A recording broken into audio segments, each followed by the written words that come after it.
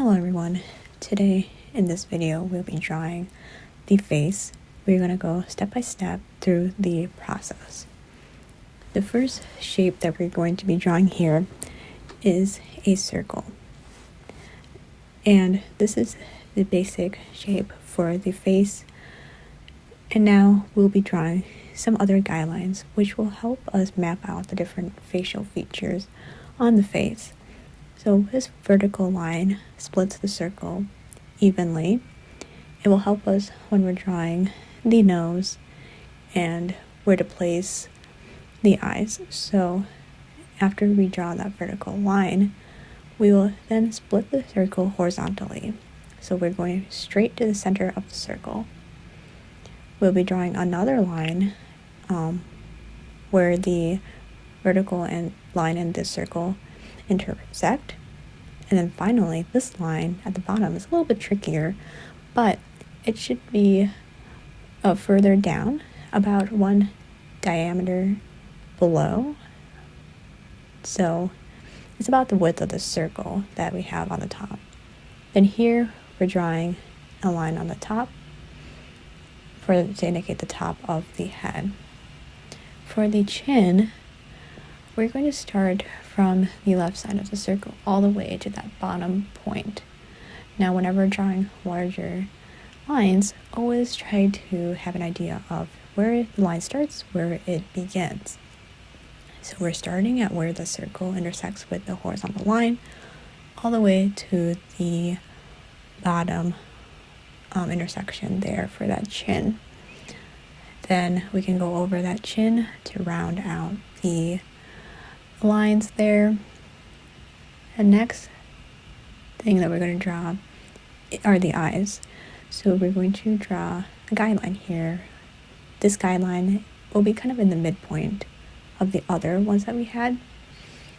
One of the most challenging things of the face is to draw the eyes symmetrically. So what I like to do is to kind of create a dot of the outer edge of the eye.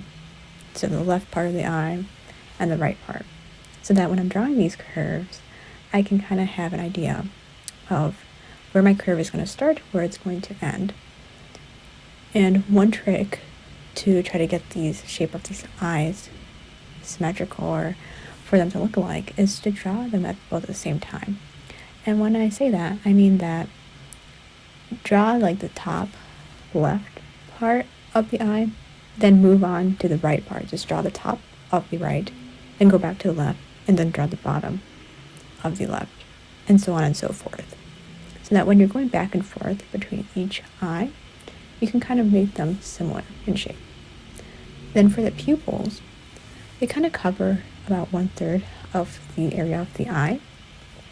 Something I always like looking at whenever I'm drawing the pupil is how much is the pupil covered by the eyelid. So in this case, majority of the pupil is visible, but just a little part of the top is kind of hidden by the eyelid, and then the bottom is pretty much visible.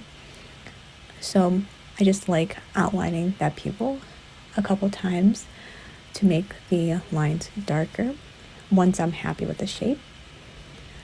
I always draw lightly whenever I'm beginning, so that if I ever need to make any adjustments, I can just erase easily.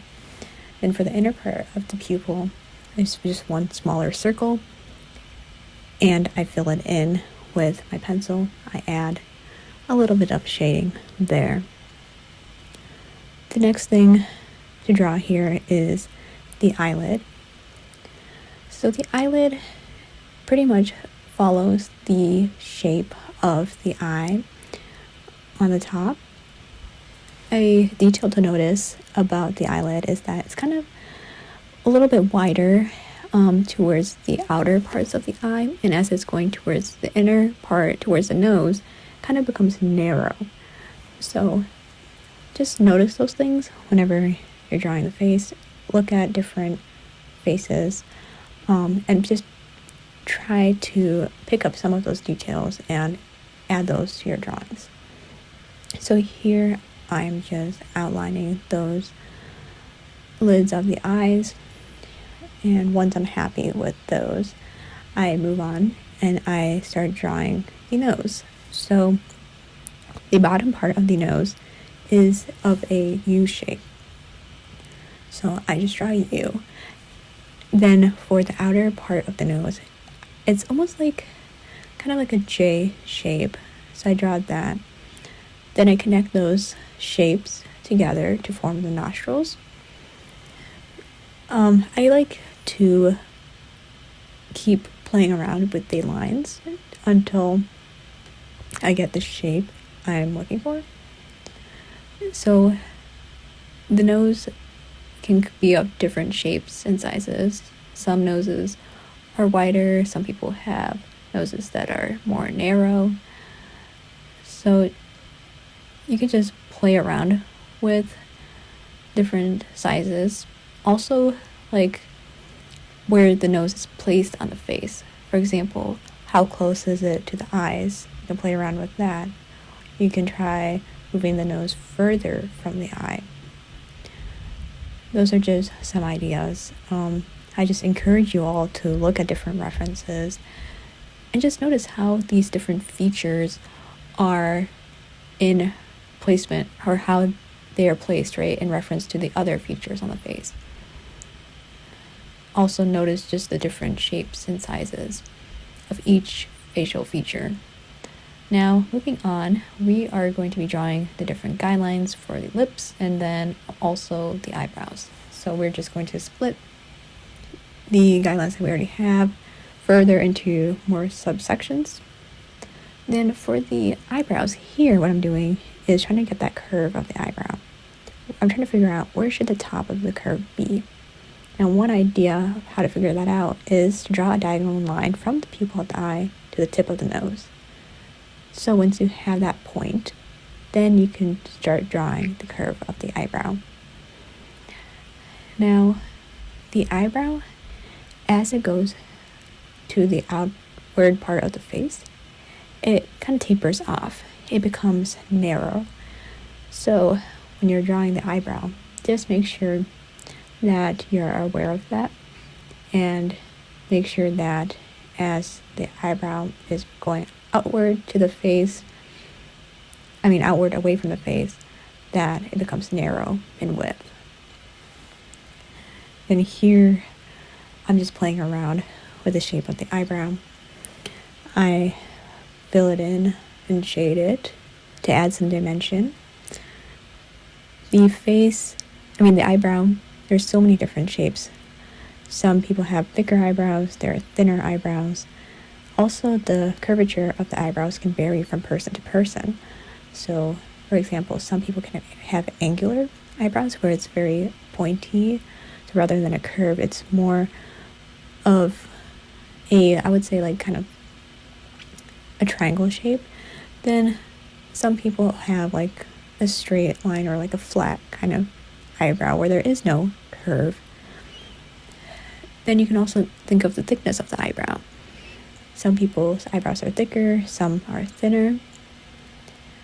And another feature or another factor is how much distance is the eyebrow from the eye, right? So those are just all sorts of different things to think about whenever drawing eyebrows. It's just fun to play around with it to create different faces. There's just so much variety in faces, which makes it fun, So once I'm done drawing that eyebrows, I start drawing the lips. The main shape of the lips, I like to always think of it as the letter M. So for the upper part of the lips, it's a lot more steeper. I like to think of the very top of the lips as kind of like a mountain, right? It's very tall. Then the middle part of the lips is also a shape like an M. It's not a straight line, but rather than it being similar to the top, the curves of this M is a lot more gentle. Kind of think of it like a gentle hill, right? So it may look like flat line, but there is a little bit of curvature there. And then for the bottom part of the lips, it's like a U shape. It has a concave shape. I also like to shade in the outer edges of the lips because there usually is a shadow on the outside of the lips. So that is another feature on the lips that I like to emphasize. The next feature that we'll draw next are the ears. Now, in this face, since it's facing towards us, the ears are not that visible. You can only see a small part of it. So the ears that you can see is very small, right? So it's almost, the shape of it is kind of like a parentheses. So it starts from, the top of the ear starts from the eye, and then it goes all the way to the bottom of the nose. So I like to always think about where my line is going to start, where it's going to end, and that way I can have a smoother line and a smoother curve. I also like trying to draw in a downward stroke rather than an upward stroke because it just creates a cleaner line that's a lot more smoother. Then for the inner line of the ear, I just follow the outer, I kind of use the outer line of the ear as a guideline. So I start from the inside of the ear, just keep following the outside of the ear, and just add different waves to that line to just create some dimension to that shape.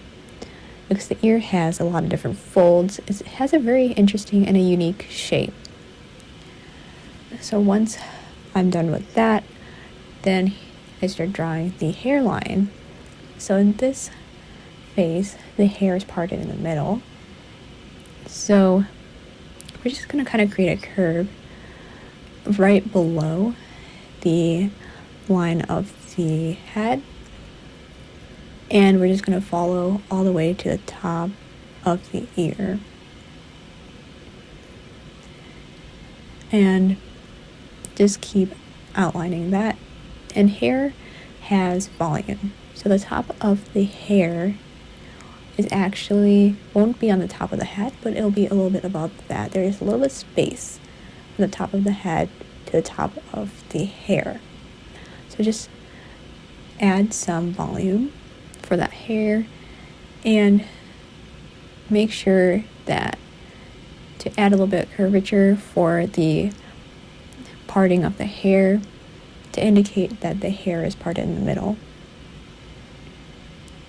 Now, if some of the lines that you draw is not quite, you can always go back and erase that line and redraw it.